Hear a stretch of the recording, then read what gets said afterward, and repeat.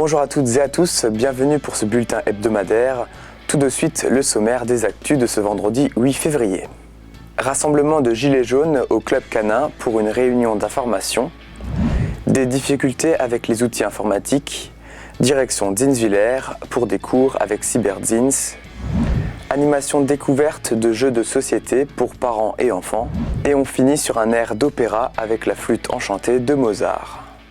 Les Gilets jaunes se sont donné rendez-vous non pas pour manifester, mais pour une réunion d'information sur le référendum d'initiative citoyenne, ainsi qu'un atelier constitutif. Les Gilets jaunes de Gundershofen, rejoints par leurs voisins des alentours, se sont réunis au Club Canin de Reichshofen vendredi 1er février.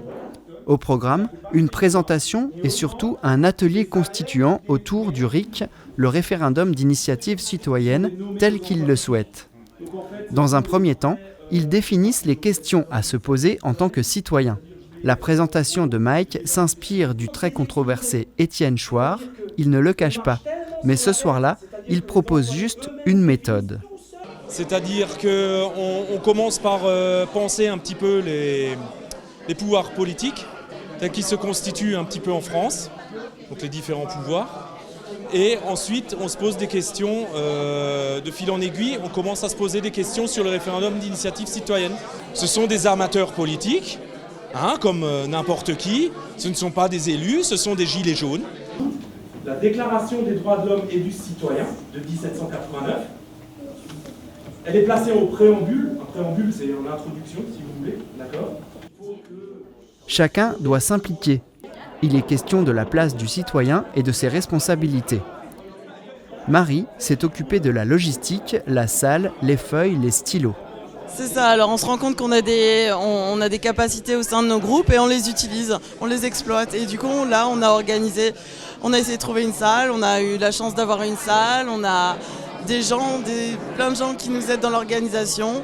Que permettrait le RIC et comment l'organiser ? Ils répondent à toutes ces questions. L'objectif est d'obtenir des changements radicaux et constitutionnels. Le thème de la soirée, c'est le référendum d'initiative citoyenne. Et ce soir, ils constituent, c'est-à-dire qu'ils écrivent des articles de constitution qui vont tout simplement mettre en place le référendum d'initiative citoyenne, j'ai envie de dire à la sauce gilet jaune. Les contributions sont partagées, il en ressort des propositions variées, mais la synthèse et les choix ne seront pas faits ce soir-là. Les Gilets jaunes de Gundershofen ne sont pas prêts de s'arrêter. Ils ont une détermination solide à obtenir le RIC. Ils continueront ces ateliers constituants à Bechdorf, Lauterbourg et Wissembourg, convaincus que ce pouvoir ne pourra qu'améliorer la vie des Français.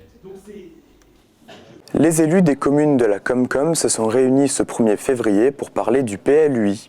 Le plan local d'urbanisme sur lequel travaillent toutes les communes a bien avancé. Ce soir, la version qui sera certainement soumise au vote intercommunautaire était présentée. Le PLUI doit être adopté avant la fin d'année. Avec les avancées technologiques, il est essentiel de savoir utiliser un PC. Solution d'apprentissage avec Cyberzins, regardez. Pour découvrir l'informatique, on peut se documenter en lisant des livres ou bien suivre des cours. L'association Cyberzins propose des sessions d'initiation aux seniors. Aujourd'hui, utiliser son ordinateur est essentiel, voire obligatoire pour de nombreuses tâches, par exemple pour faire sa déclaration d'impôt. Malheureusement, les personnes qui ne se sentent pas à l'aise avec ces outils sont encore nombreuses. C'est pour cette raison que l'association propose son aide. Le groupe est composé d'une dizaine de personnes, ils participent à plusieurs séances sur une période de 2 à 3 mois.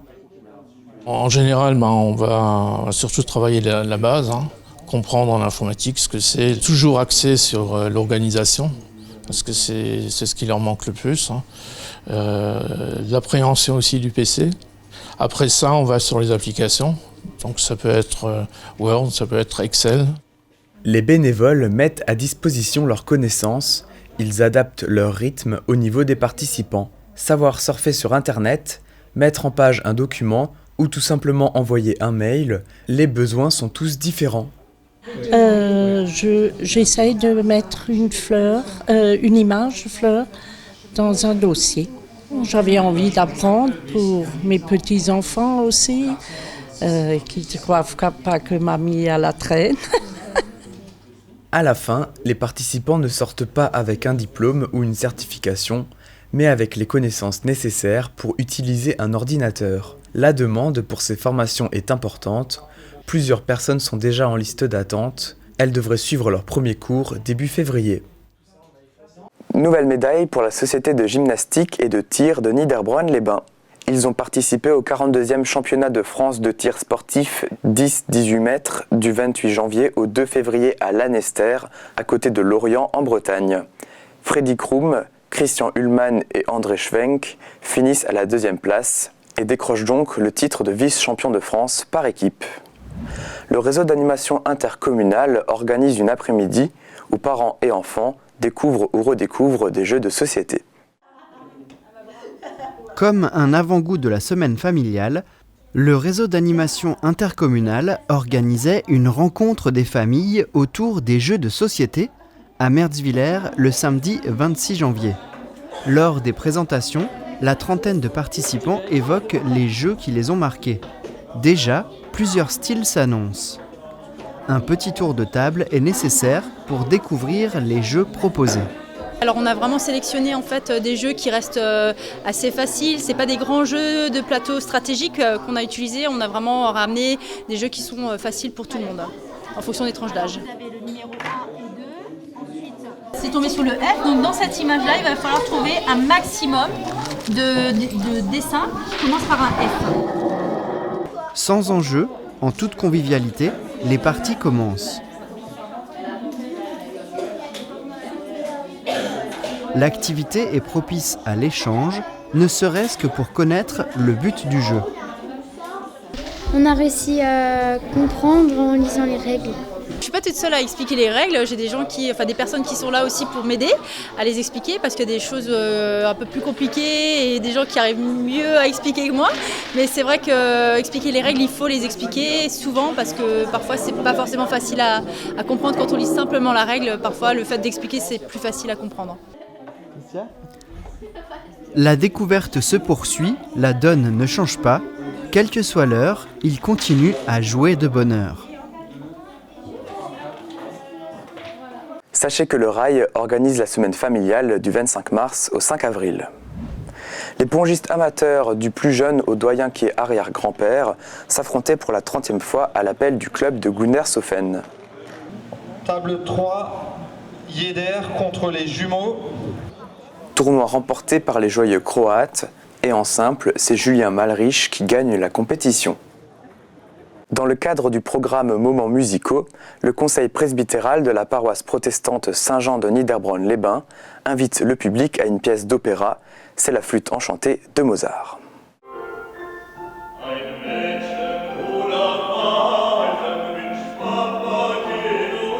Le samedi 26 janvier, à l'église Saint-Jean de Niederbronn-les-Bains, le premier moment musical de l'année était consacré à de l'opéra. La compagnie La Chambre à Air présente la célèbre pièce de Mozart, La Flûte enchantée. Dans cette histoire, le prince Tamino est chargé par la reine de la nuit de délivrer sa fille Pamina. Guidé par les trois dames de la reine, Tamino est accompagné de Papageno. Ils vont faire un voyage avec de nombreuses mises à l'épreuve. Pour les aider, ils auront deux objets, un carillon et une flûte magique. La flûte enchantée, c'est sans doute un des opéras les plus connus, au moins par le titre. Tout le monde a entendu parler de la flûte enchantée de Mozart. Je pense que si les gens ne devaient citer qu'une œuvre de Mozart, ils citeraient celle-là, mais sans la connaître vraiment. Le titre est finalement assez trompeur parce qu'il est très peu question de cette fameuse flûte enchantée dans l'opéra. Il est question de beaucoup d'histoires, d'interactions entre des humains, des intrigues amoureuses. Et en fait, la flûte a un rôle assez secondaire, enfin en tout cas dans la manière dont on le présentera. L'œuvre originale dure plus de 2 heures et la compagnie présente ici une version allégée avec les airs les plus connus, par exemple celui de la Reine de la Nuit.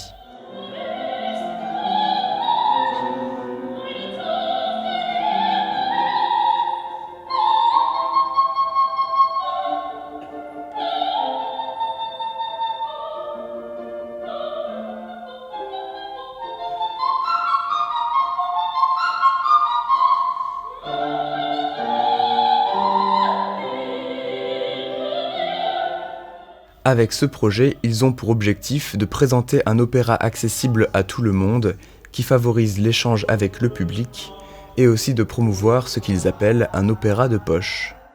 On a envie de proposer une forme d'opéra qui puisse investir tous les lieux possibles et imaginables, et pas seulement justement les maisons qui s'appellent des opéras, et de pouvoir jouer dans des lieux les plus divers.